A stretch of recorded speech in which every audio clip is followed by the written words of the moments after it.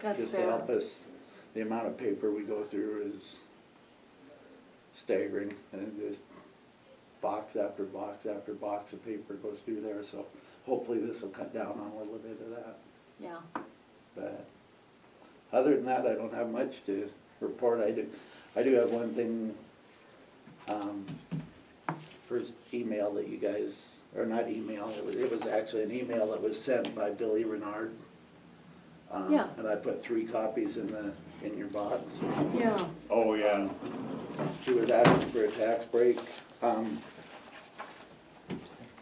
I got reading his letter a little bit. In his email, he's asking for 5 to 6 years of Yeah. back to adjust his taxes.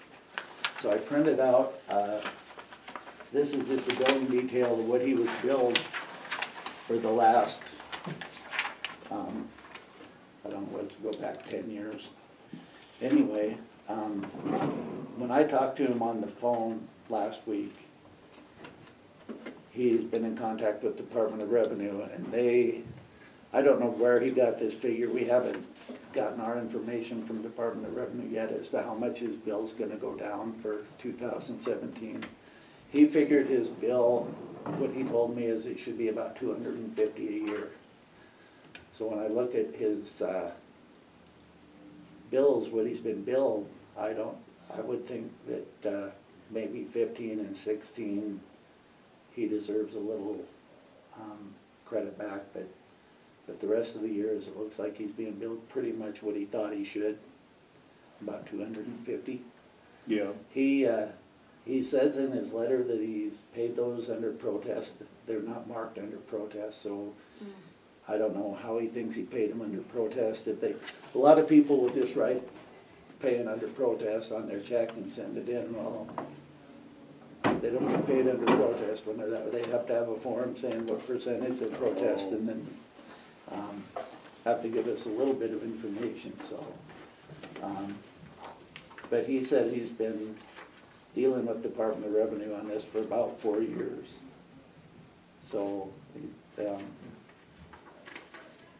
I don't think he's probably falsifying that. I think he probably has been working on it. He's just, we've had a lot of changes through Department of Revenue staff in our county, and I think, not that he's being swept under the rug, but I think he's just probably either hasn't turned his paperwork in on time, or it's been maybe lost in the shuffle somewhere, I'm not sure. But when he said 250 a year, when I look at his tax bill, it looks like it went up in, I think it was 2013, went up from about 100 and, From 127 to 244. yeah. And he told me 250 is about what he thought he should be paying, so just to help you guys out a little bit on that when you go through it, I'm not sure Now, what your so thoughts are. What happened in 15, 14, 14, where's 0? When they redo a bill through Black Mountain, it shows every little change they make, and Oh, okay. so the ones that have been deleted, it shows a 0, and then the new bill is the one that actually shows on I think it's on the top line of the. Yeah.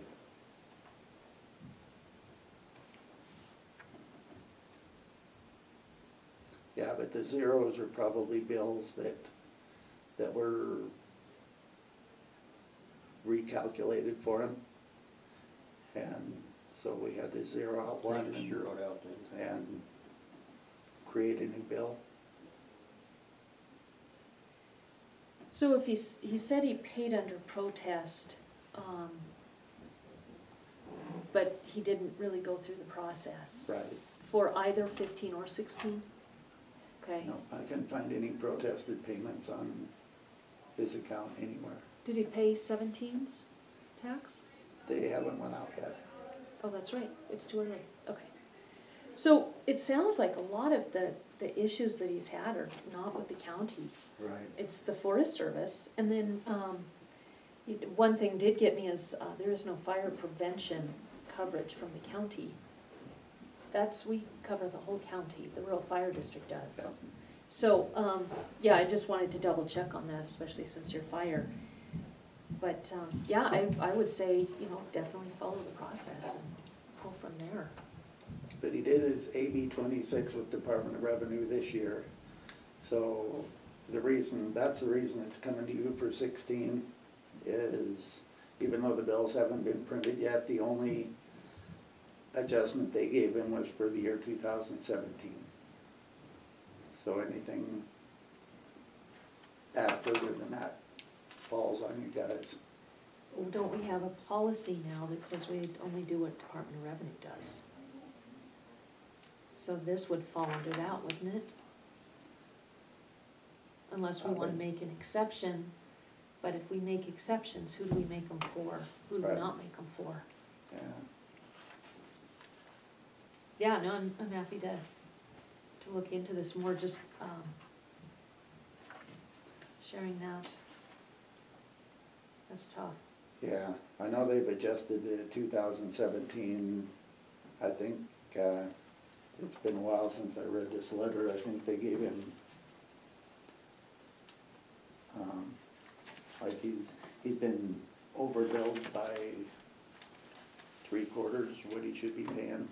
They've lowered it down to 1/4 of what his bill is, so, They need to stop That doing that.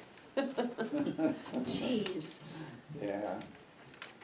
Because No. we just don't have the money to go back on everyone who's been mischarged back to whenever it began. This is just a couple of years, but Yeah, again,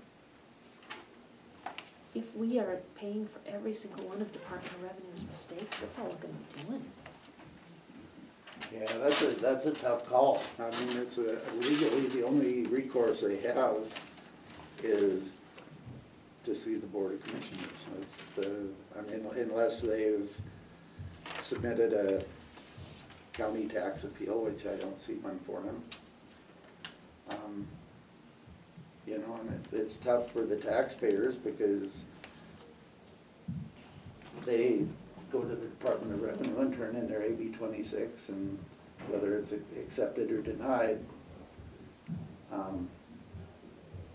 that's all they can do with them, is turn in that AB 26 and hope the state sees it their way. By the time they get an answer from the state that it's been denied, then it's too late for the county tax appeal board. It has to be turned in within 30 days of their appraisal. So, yeah, I mean, for a citizen to appeal what they're being charged for taxes, they basically have 30 days from their appraisal, and if they don't get their paperwork in. Is that 30 days from receiving their appraisal? Yep.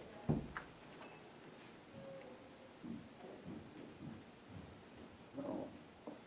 And it's the same with the county tax appeal board. If they don't turn that appeal in within that same 30 days, the county doesn't have to see them either. So, and I know what, I think his last bill, was it 600 or 500? He's being billed quite a bit more than normal. Well, I know a lot of people's taxes went up. One of the things that happened this year, and I don't know if it's reflected here, wouldn't have been for 15, so it's, never mind. Yeah. He told me on the phone that he's been dealing with this for 4 years, probably with the Department of Revenue. I haven't, this is the first year that we've had to. So if he's dealing with it for 4 years, they still only have to pay him one, right? Right, they'll only go back. They don't have to refund him the other 3 years, even since he's been fighting with them since then? No, their policy is they will only go back 1 year and adjust the taxes. And it goes back to that same question, okay, so if you do more than 1 year, how many do you do? 2, 10, 20? Yeah, And who's paying it? Yeah. The county. Oh, county, go ahead and give this back. Well, we've already spent that on 4-H and extension and public safety and sanitarians and elections. So where do we come up with the money to go back?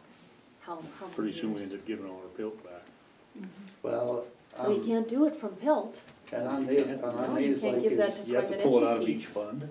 You would, his yeah. 2016, June, from Department of Revenue said that she has already figured out what his refund would be. She hasn't done it yet, but she's got it figured out and could send it to me, depending on what you guys decide.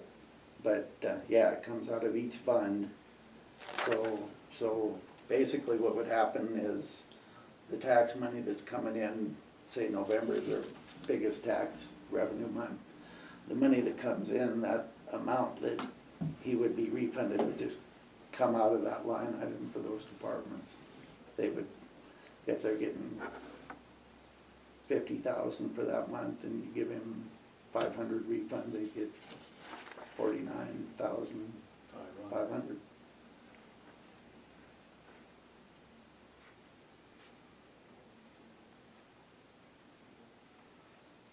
So I guess it's, you know, it's not really, it's not like it's putting them in a hole, but it is taking money out of what they budgeted Yeah, for this exactly. year.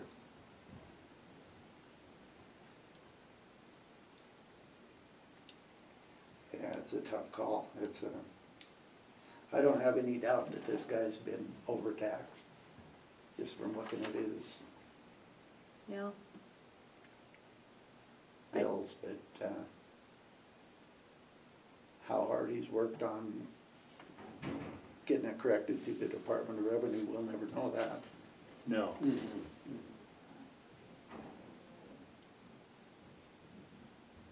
And I told him that he had to at least write you guys a letter, but I said that you have he has the right to come and see it if he wanted to.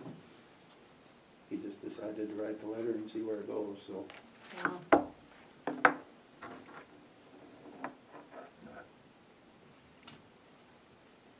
Yeah, I think he did put I think there was a resolution that was done not too long ago that said how much of a refund, how far back that even the county would go, just because of this.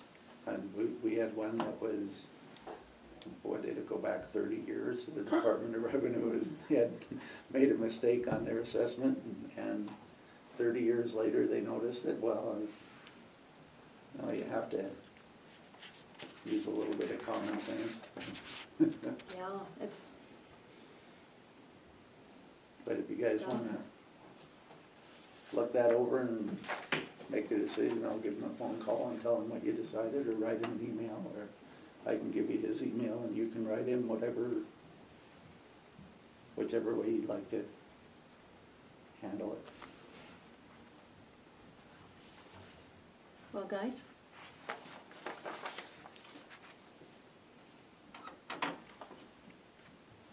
I think we just do the same as the Department of Revenue, just refund the 1 year. The difference for 1 year. So so would he actually would get 2 years then or not? Yeah, all they will do is 2017. So that would, do they don't do our share, or do they do? No, what they do is they just refigure the bill. As far as the refund, all of that falls on my office. We have to, We have to come up with. yeah, if they've Okay. already paid it, we have to redo his bill and. Pay revenue. Yeah. It's just not And what pay. that does, like I said, is it just takes it out of what account it goes into for Yeah. the month that I do the refund, so. I mean, we're not talking millions of dollars here, but, and I know you guys, you know, at some point you have to look at reelection and, you know, I mean, well, and, you know, aside from that, you put together a policy, so people know walking in the door what the expectations are. We put together a policy that said these are the expectations. right, If our policy now becomes, we're gonna make exceptions, who do you make them for, who do you not make them for, how far do you do it, how far do you not do it? Now the expectations are out the window because your Right. policy doesn't count anymore because you don't use it, Yeah. so. I think this is probably one of the toughest things you guys have to deal with. I really do, because these guys, I mean, it's their property, it's their, a lot of them, it's their life, you know, and I don't think that's the case with this guy. It's not a big farm or a ranch or anything, but, No, it's just a cabin on a mining site. His taxes years ago were $30 for the year. Yeah. You know, granted, that was just for a couple of years. Before that, it was in the 70s, and then it went up to 130, I think. Yeah. So they've kind of been all over the place, but, you know, that $30 wouldn't pay for a single ambulance call to Yeah. that house. well, and it's tough. The other thing that's tough about it is the Department of Revenue has admitted that they made a mistake. But in order to rectify it, it has to go through the county. So,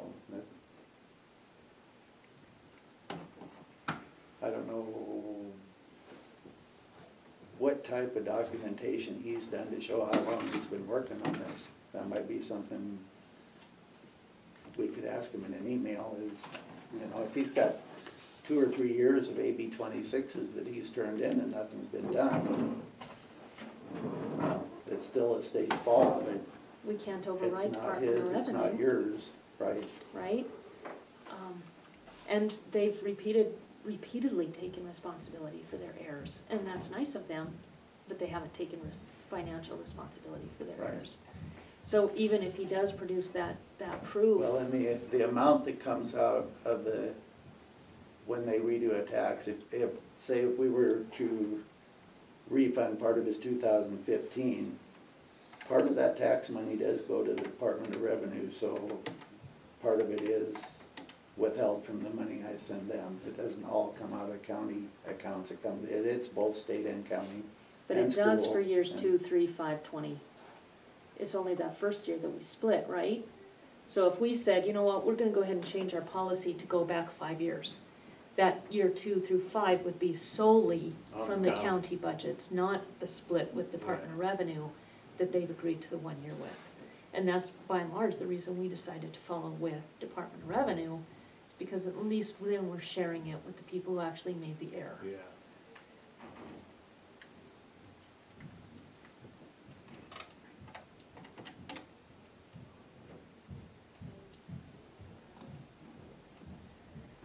Yeah, and this is a, you know, this case, a lot of them, the money's significantly more than this is.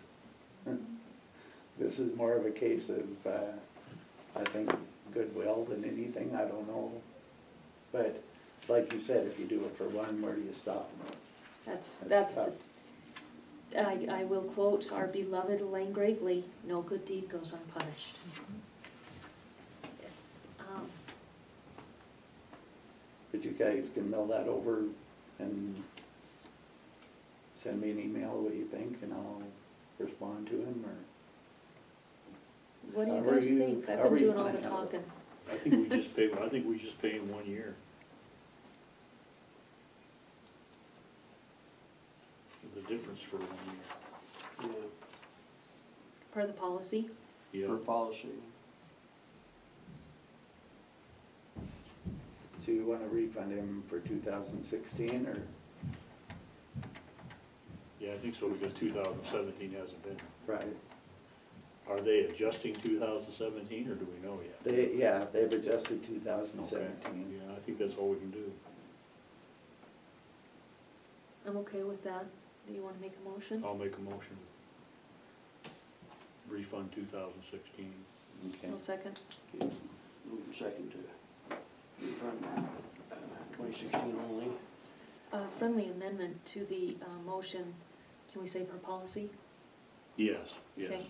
Yeah, I put per resolution on here. For Perfect. policy. Any more discussion?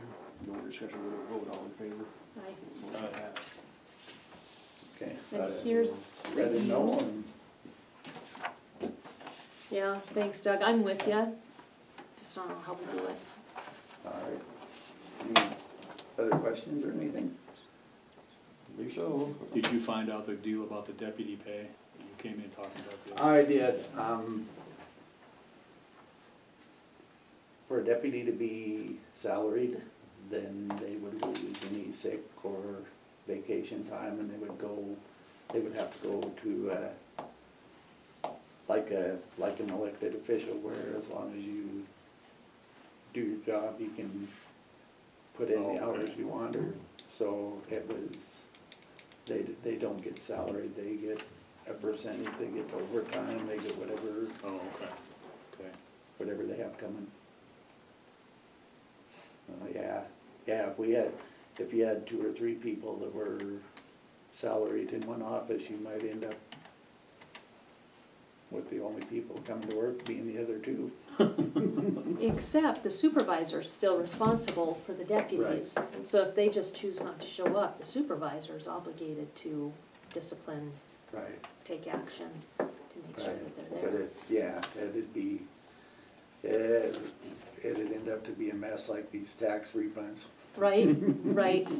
Yeah, you'd have to have a spot-on supervisor. Yeah, Yeah, yep. Yeah, which again goes to, it's hard, same thing as these refunds. Yeah, yep, it's lonely at the top. yeah. All right, if you don't have any other questions, I'll, No, your budget looks great. all right, thank you. No. Thanks, Doug. Thanks, All Doug. right, thank you. Thanks, Doug.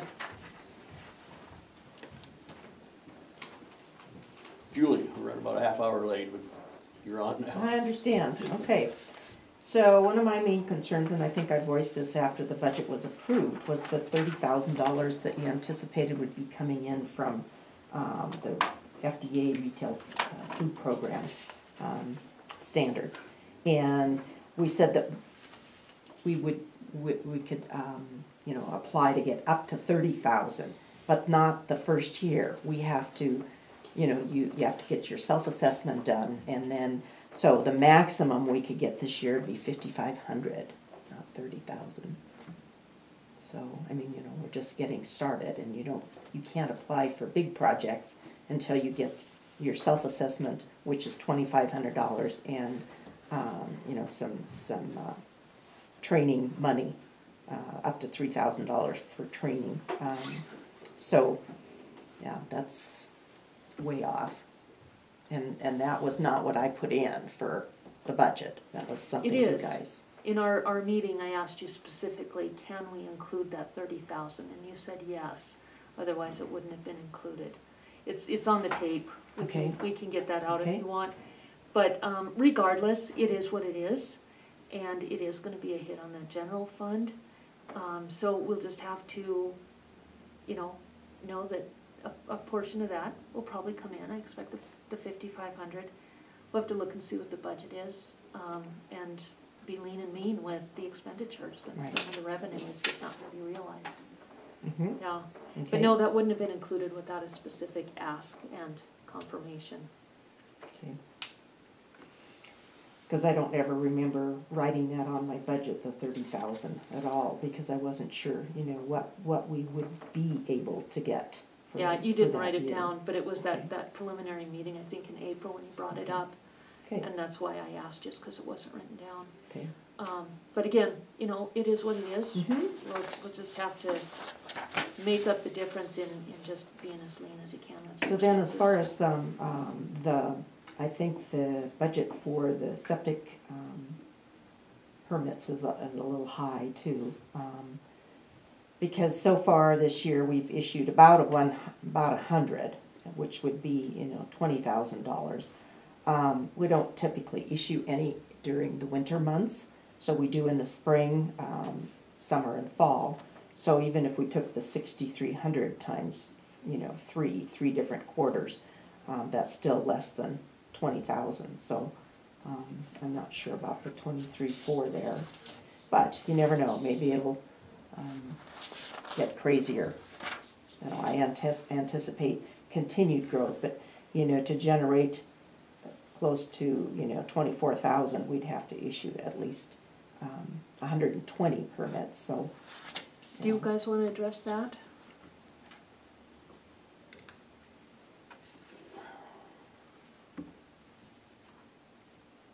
Well, as far as getting a too strong, it would just hurt your budget that way.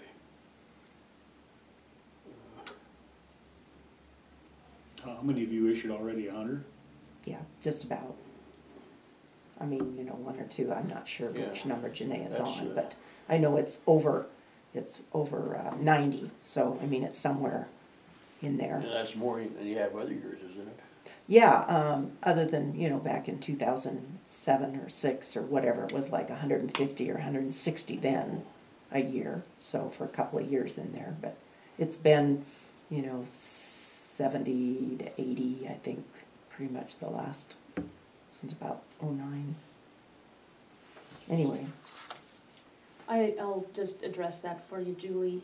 We talked about sharing these answers between the three of us, so that everyone isn't just hearing from me, but you can just hear from me. okay, At the very end of the budget, when we were trying to balance the general fund, and I don't know if you know this, but the general fund is in dire straits. mhm, We have no reserves, zero. So, one of the things that we did is everybody's gonna have to save at least 10%, that's the reserves. And the second thing is we went through all the revenue, the same as we did last year, and anybody who had put in a low guesstimate for revenue, what we did is we averaged the last 4 years and we plugged that number in. oh, okay, So that's why that number increased. It was a motion, a vote, and work of the commission, Okay. the three of us. So, and those votes all passed 3-0. So, what we were trying to do at that point was realistically come up with a way to balance that budget with the different okay, stresses put on it this Sure, year. So that's sure. why that was increased and that's why it's high. okay, that sounds fine. Thanks. So those were the only two income situations. We haven't gotten any health inspection fees yet because that doesn't start coming in until, well, we'll get a check for this quarter, but they process it. It ends in September and they process it in October, so there should be money coming in for the inspections from the 1st of July.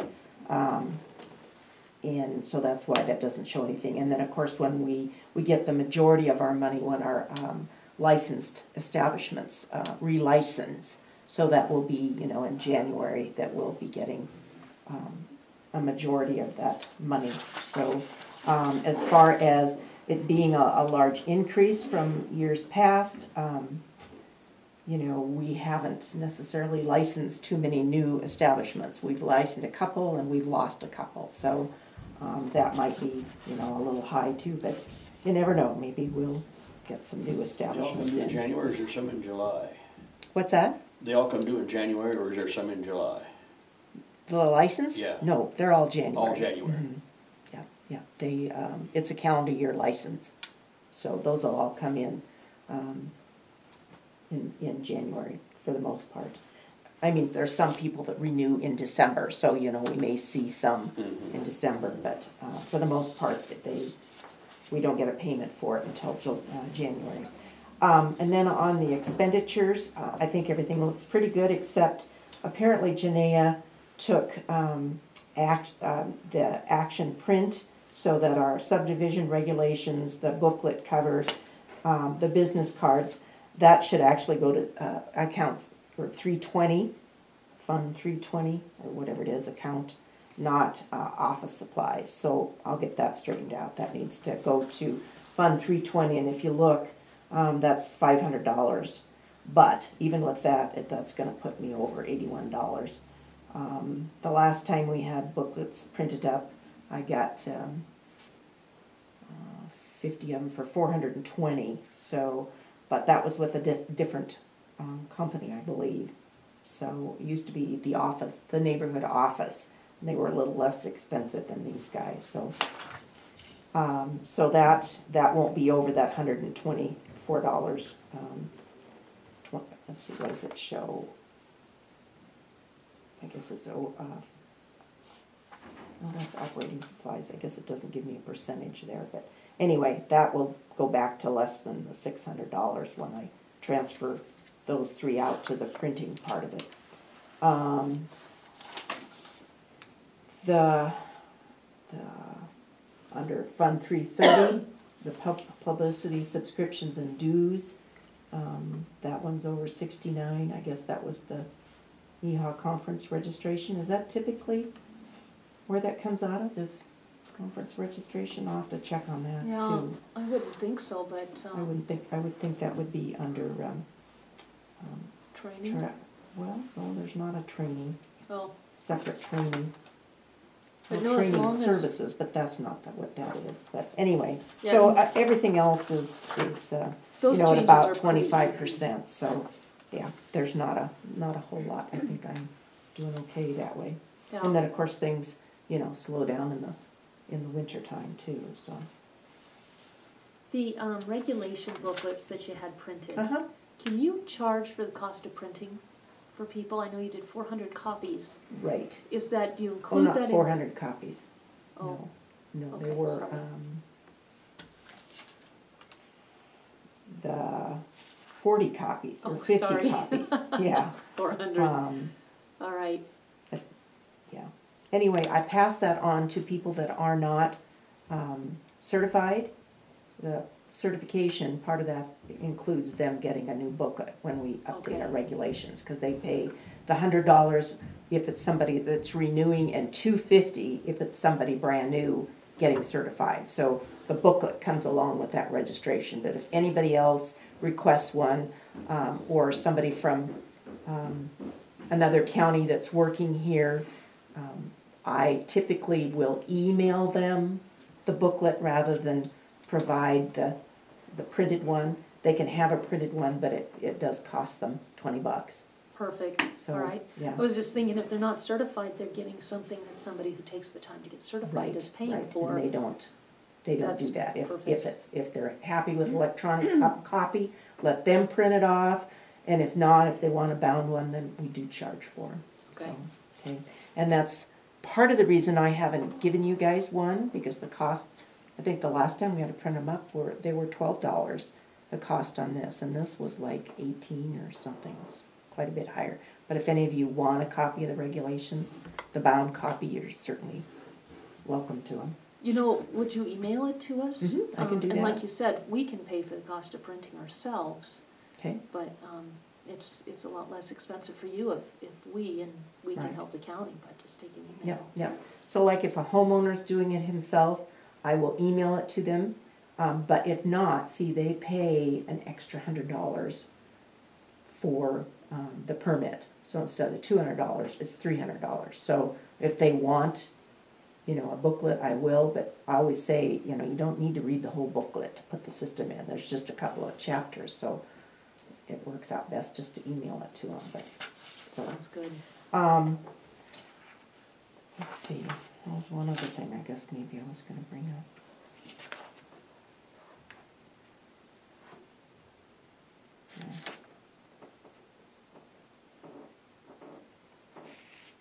No, I guess that's it. Okay, Well, if you think of it, we're here. I will, All right. but, yeah, my main concern was that $30,000. Yeah, we'll figure it out, Julie. Okay, that's all. Don't let me sleep Thanks, over it. Julie. Okay, thank you. Thank you. Thanks. Corey. I realize I'm the only thing standing between you and lunch. So we'll crank through this. I guess I'll start with where we left off on the telecom discussion. What did you end up doing on that? Do you want me to do more work on it, or where did it go? With what? The Blackfoot telecom discussion when I left. Yeah, we approved it, and they'll be in contact with you. His legal part should be in contact with you in a few days, apparently. So you approved their proposal? Okay. No, we approved the contract. We approved everything. With legal review. Yeah, with a legal review. Okay. So I can go back to them with my suggestions Yeah. on their contract. Please, yeah. Okay. And what was when I left, you were asking the question of like, why the hurry on this? What did they end up telling you on that? I really didn't get an answer. What my issue was, Corey, is one is we'd said in April, we're not gonna include the phones because of our 911 issues. DIS had said, oh, be very careful about that because of these reasons. And the new contract came out with all the phones, because I understand that's the bulk of the revenue for them. That continues, that we will be switching our phone service and we will be switching our 911 service, so I am nervous about that. But the thing is with the timing, there wasn't an answer. We went 105 days when we sent a letter in June saying, you know, these things aren't gonna work for us, but we are willing to work with you if you can do this, this, and this. And then they sent a response on the 29th, you said you just got it, we just got it too. So we received it the 29th, and they said you have to sign it by the 9th, or we're leaving town. Then we got an email from Scott on Friday that said, I'm giving you till the 10th because of the holiday. Okay. And then today it was very heavy-handed, in my opinion. You guys gotta do it now, you gotta do it now. Well, what is the fear of us taking another 6 days, actually, because today's Tuesday, to get the details ironed out about the legal questions you had, the phone questions, the out clause. I did vote aye, so that it can be brought up again, so that I can bring it up again, but I think we made a mistake for the county. And they're substantially more expensive, and we have probably 20 grand in penalties as of July 1st. So just money we don't have. So, yeah, to answer your question, we didn't get an answer on the hurry. Okay. I'll contact them. And like I said, I didn't go through all of my questions on the contract, because I could tell we weren't gonna get a resolution in the discussion. But I mean, I will provide those with what I think the contract would need to change to protect our interests. We do need some kind of an out clause. Yeah, We have to. we have to. And I'm not sure if the interpretation from that was that we just have at any time, we can just basically walk away at no cost. I understand why people would say, what's the point of having a term of a contract if that's not the case? But a party has to have the ability, if one party's not performing, to say, you're not performing, and therefore we're gonna get better service elsewhere. And that's really what that's called, is efficient breach of a contract, which you have to, they have it in there for them, so we need it in there for us. And that's something that I think is, you know, if you just kind of take a very fine print contract and say, sounds good because everybody else signed it, well, it's an agreement that can be tailored based on our needs. Would I be able to get the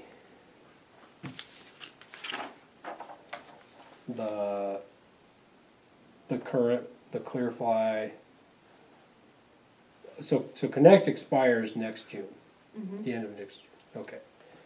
The CenturyLink and the Clearfly and the Connect, and I just look at those, get copies of them, because I, obviously, and the fact that the CenturyLink guy brought that up as well, you know, keep in mind there are penalties, so I guess it makes sense to look at that. Yep.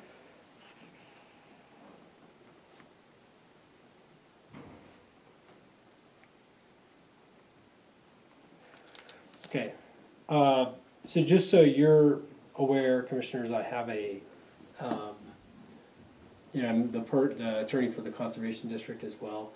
We have a matter that's going to litigation. It's the Conservation District basically deals with mining applications on streams that are perennial streams that feed into the waters of the United States.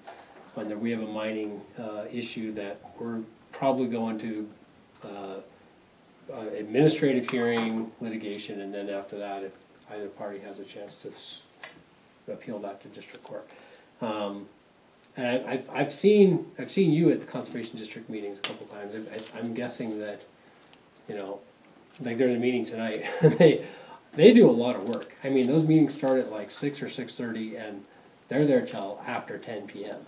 And so thankfully, usually when I go there, I'm there for about an hour. They eventually get to me on the agenda, but I cannot believe the number of applications they go through.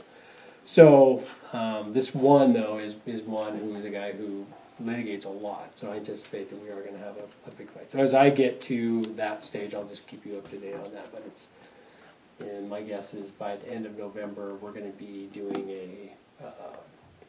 basically a hearing in front of a DNRC hearings officer, and after that, if it gets appealed to district court, it might get appealed. Sometime soon, maybe as soon as the 23rd, depending on what you guys have on your calendar, we need to schedule a meeting with the Forest Service local leadership. Between now and then, I'll give you a legal memo. There are some roads that we are starting to think have not been treated as county roads, but that may in fact be county roads. Some really detailed, really good research that they've done. So I've been working through it with them for a while, and at some point we're gonna need to bring that to you, present that to you, so you're aware of it. If I can get that done, my goal is to get that done in a kind of a cumulative and also readable format, get that to you so you can see it in advance.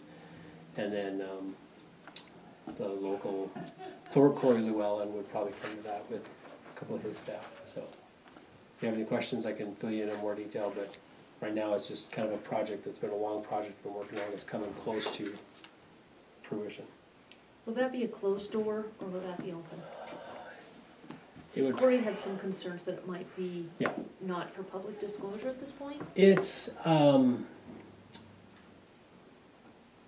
a good question, because I think that before we do a public announcement, we need to reach out to private landowners that may be affected. So I think we something we've talked about is a process of how we notify some people who may have a private interest involved before the general public. So I'll talk to him again about that before it's final and get their view on it, but only because it may affect other private entities, they would probably, at a minimum, we need a courtesy of a conversation with them before public meeting. It's a good question. Okay. And it's something I'm cognizant of as we've talked about it.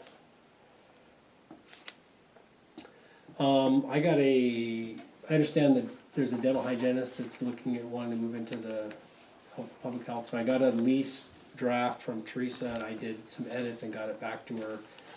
There wasn't a amount on it or a term, but I understand they're gonna talk to you guys, or they're gonna figure that out. But, so I just gave her some stuff to add to the contract. And so as far as I'm concerned with those edits, she can bring it to you whenever they're ready. Okay. And I'll make sure I talk to her this week and let her.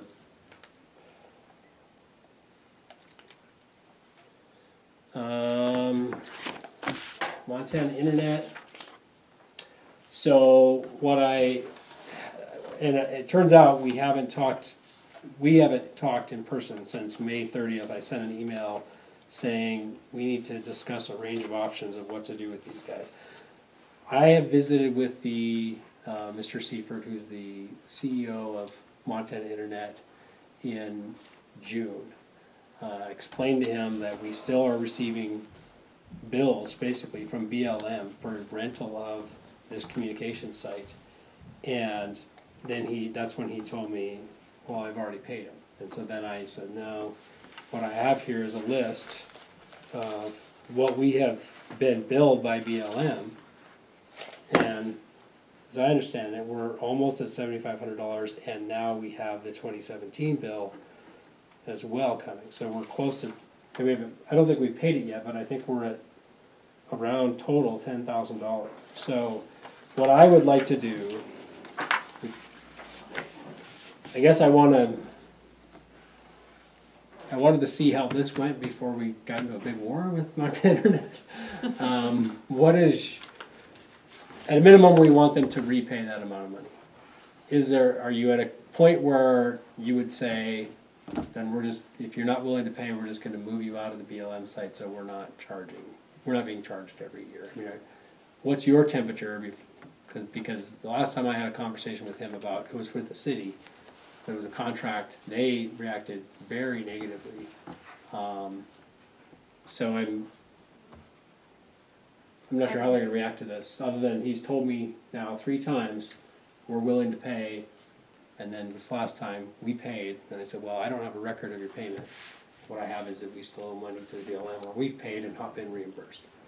So what are your thoughts on options if they tell us to pound sand? So make sure that they get it paid, and then we can decide if we wanna just kick them out of there. I mean, there's gonna be problems like this, no use. Do you remember when it was first put in? And did we sign an agreement with them of any kind? Who would have that? Good question. I just remember it all of a sudden becoming a problem one year. And that was before your time. It was with Brenda, probably 2 years before you started, 14-ish. So I don't remember that, but I'm sure we can find something. We can look for it. My only hesitation with kicking them off would be they provide a service to our citizens. We talked earlier about making sure that our citizens throughout the county have internet. Well, that's Montana Internet. So if we don't allow them to have one of their points, then we are taking away the internet from our citizens. I would rather, if they've said they're gonna pay, I would rather we have them pay because it benefits the county, us here in this building and the budget, and it benefits our citizens most. Montana Internet should be able to cover the 10 grand or show us that they have indeed paid. Okay. And then we should get a refund from BLM if that's the case. But to kick them off, I think is a disservice to our citizens. Would you guess that I think a couple options of where I would look for that agreement. I don't know if it would ever be with DES or the sheriff's office or just with the commissioners. Sheriff's office. Any guess in Could terms of be. looking for an agreement between us?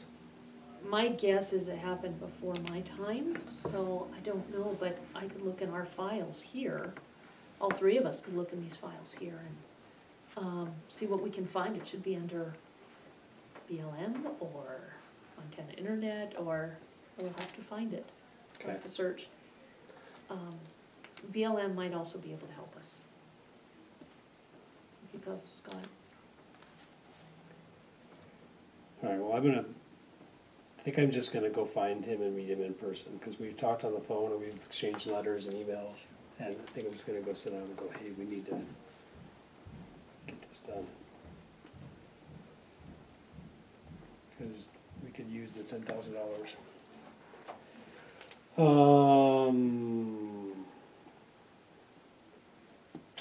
So road union, I'm gonna send the notes from our caucus to Aaron Foley. Say, here's our answers. How soon, what's your schedule like in terms of arranging their hopefully final meeting with the union for the road? I'm pretty open. Yeah, whenever they can make it. Okay, so can we, what we've been doing, I think, is Monday afternoons. They've tended to be workable. Okay. Yeah.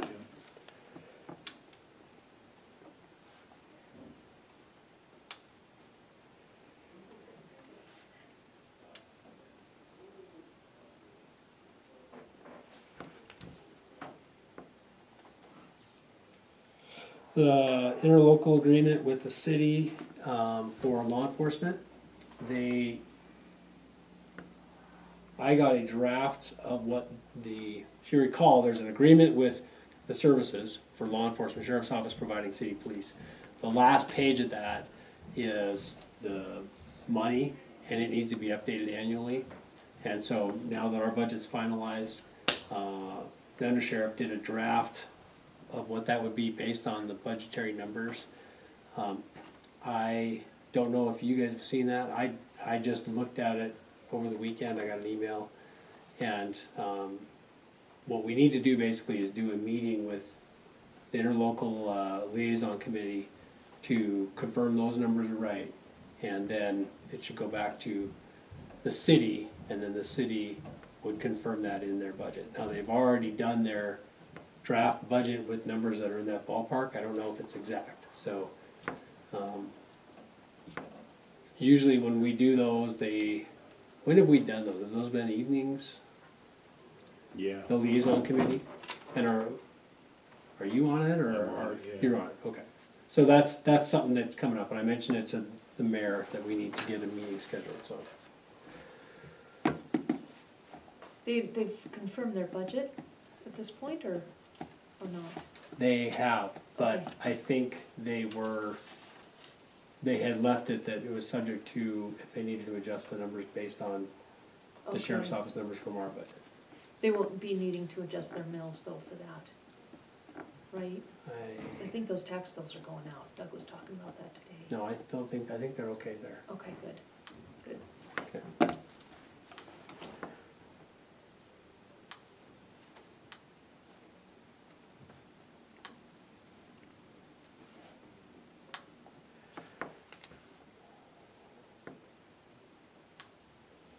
So Longhorn Access, I went and saw Nicole and I said, Nicole, I know we had this conversation, I know we were gonna do a letter, I was gonna do a letter, I honestly don't have a shred of information on this. And so she said, I don't think I ever gave you the documents, so we're gonna get the documents and I'm gonna do the access letter, so I apologize. I think it was one of those things where we both were assumed that the other was gonna do the handoff and we didn't do it, so. That's.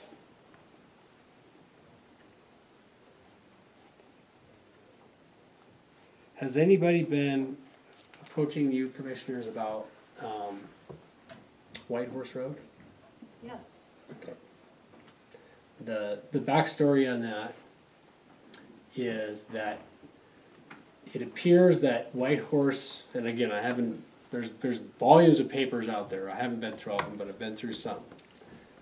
White And Hor- before you start too, Go ahead. Jenny Schauber Yeah. is a great resource on that. Yeah, and she likes I'm it. told she's got the info. So what I think the answer is at this point is that White Horse Road is not a county road, but it's a public road. There's a long history, there's subdivision mostly on one side. There's a little bit on the other, but it's mostly one property owner on if you're driving on the south side, but the north side has several different residences that come off and some other roads that come off. It appears that some of those have been in place for a long time, some of those residences. There's also some BLM property that's on basically the end of that road as it goes from the highway to the railroad right away and then I believe across. Lately, some residents on that road have been saying that it's a private road and they're trying to restrict some people from being on there. We spent some time one morning up there, Under Sheriff and I did, with the residents, telling them nobody put anything in the road, nobody moved stuff into people's driveways, keep the peace. So what I think is the result is that if anyone's gonna dispute that that's a public or a private road, that's probably they're gonna have to pay for a lawyer and have a civil lawsuit to do that. What I've seen from the documents I've looked at in the history, that I do not believe it's a private road.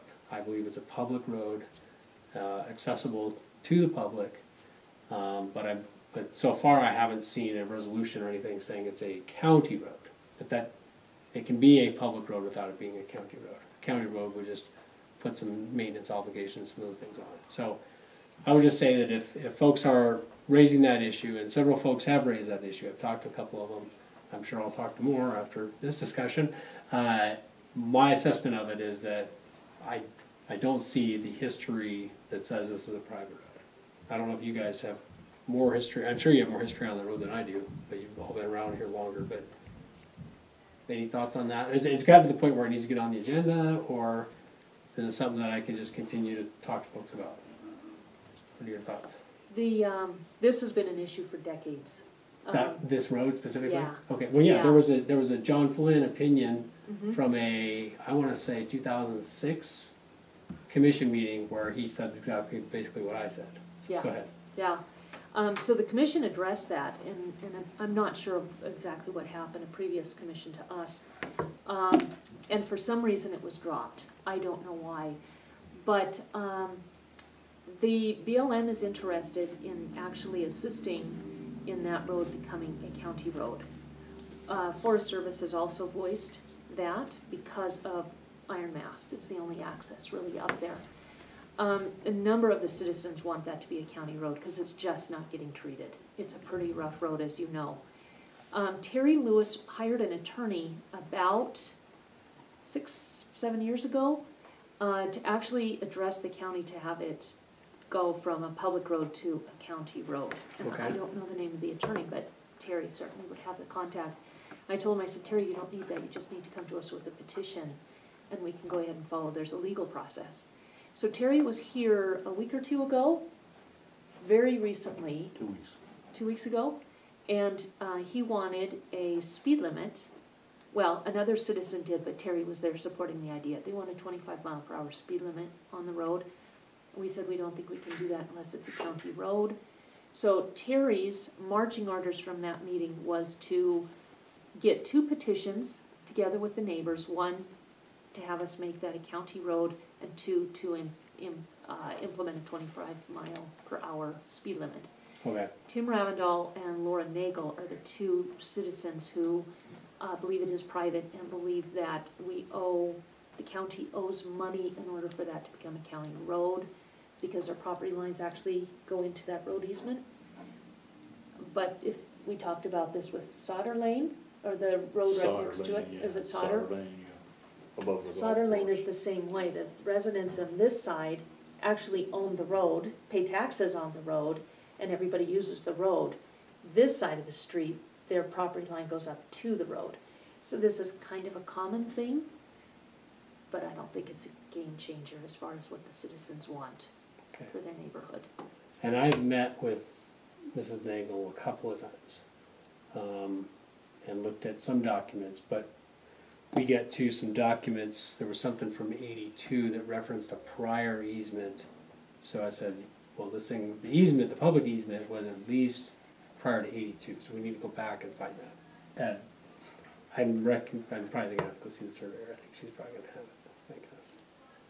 I'd have to see her about a city street that's got a, and roads, this often happens with road cases. They have quite a history because of deeds and transfers and easements and things like that. And they're fun, but they're also usually time consuming, and if it's a civil lawsuit, they're expensive, so hopefully we can avoid all that. Yeah. Okay. Okay.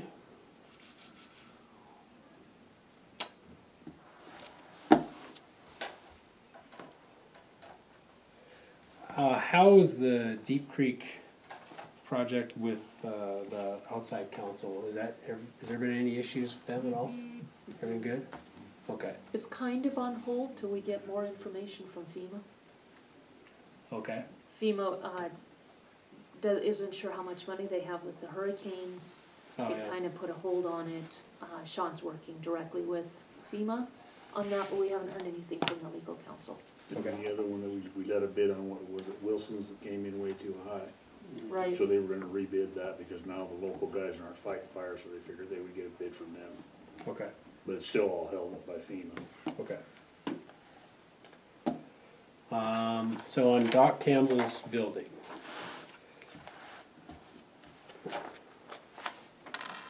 So I met with him and his lawyer, and